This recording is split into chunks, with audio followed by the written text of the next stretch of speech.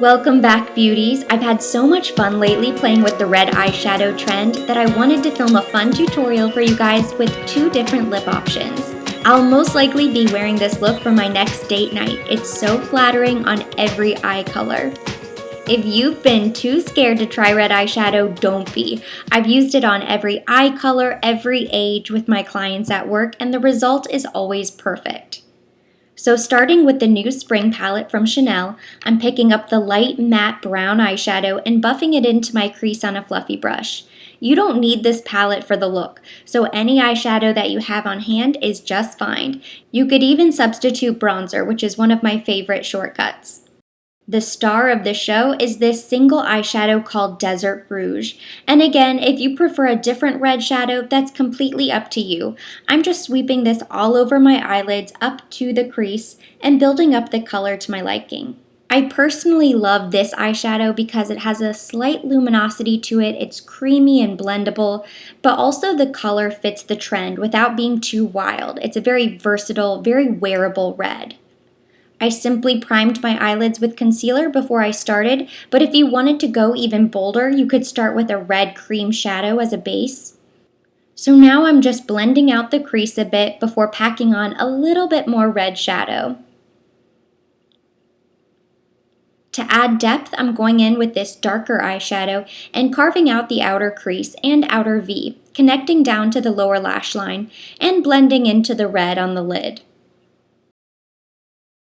To keep everything smooth, I'm going to take my original transition shade on the first fluffy brush and buff out the crease area so that the dark shadow doesn't come off too harsh. There really wasn't much, but I'm just going to sweep away all of the fallout before starting on the face.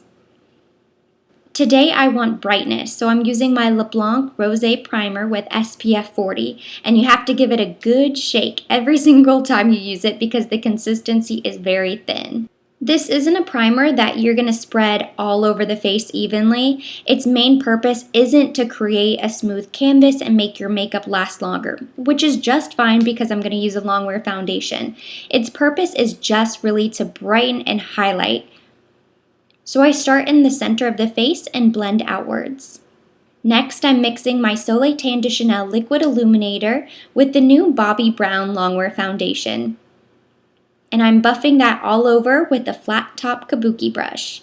If you've been watching my recent videos, you know how much I love using a duo fiber brush to apply my foundation, but since the Bobbi Brown is just very natural, kind of more medium coverage, I wanted to use a brush that will help me build up the formula and give me a nice flawless face. If you wanted to go even lighter, you could use a beauty blender. So really, the tool that you use to apply your foundation makes a giant difference.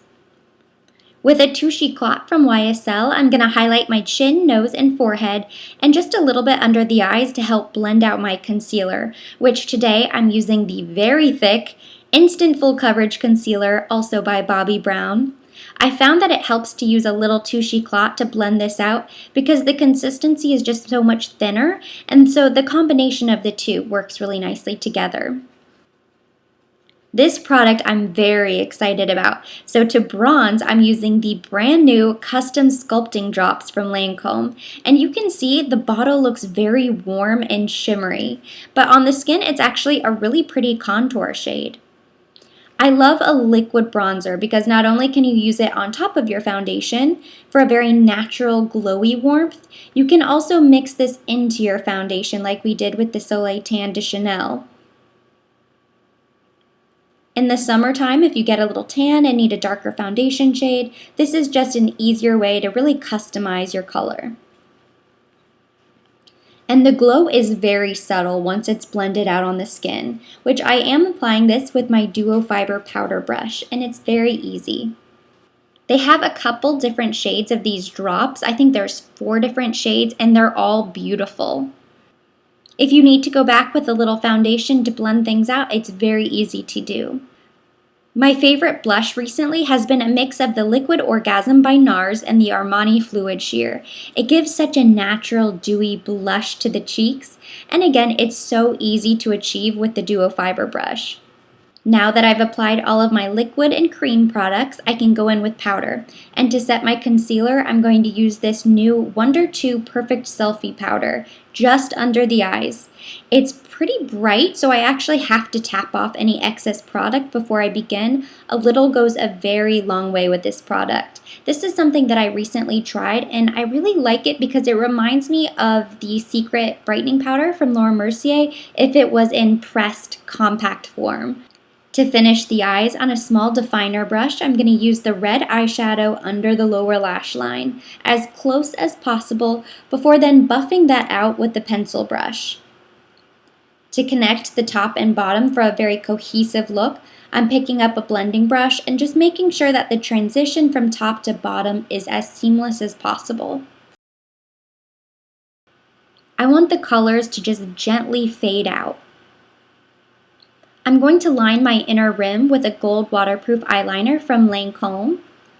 For brows, I'm using another new product. I'm using the pomade from Plume, which I've been using the lash serum now for a few weeks, and I love it. The brow pomade has the same growth serum to help stimulate hair growth, but it's also just really easy to apply, and I like the color. And once it dries, it doesn't budge, so this is a really great brow pomade. It's actually a lot less harsh looking than the Anastasia Dip Brow. There are a lot of lash serums now on the market, but Plume is actually an all-natural brand, so there aren't any harmful ingredients or side effects, which is really important to me.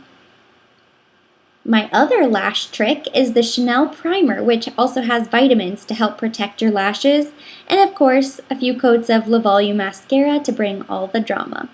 I'm going to highlight my brow bone and inner eye with my favorite highlighter from Chanel, and of course I used black liquid liner on the top lash line, and I created a small wing. With the same Chanel highlighter, I'm going over the tops of my cheeks, down the bridge of my nose, the ball of my nose, and the Cupid's bow. The first lip option for this look is my favorite creamy nude lipstick, 402 Adrian. When I was a business manager of the Chanel counter in Nashville, we couldn't keep this color in stock because it truly is universally flattering and it's a very hydrating formula. Since I wanted to show that red eyeshadow can be worn almost as a neutral, I'm also going to do a more bold, colorful lip. This one is called Bond Girl. It's from Charlotte Tilbury, and it's another one of my favorites. You could do a traditional red, a deep wine shade. There are really so many lipstick options that pair nicely with red eyeshadow. So which do you prefer? Let me know down below in the comments. I'm curious to hear what you guys think. And that completes the look.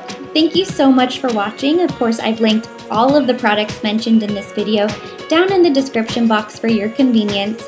And for more videos, don't forget to subscribe.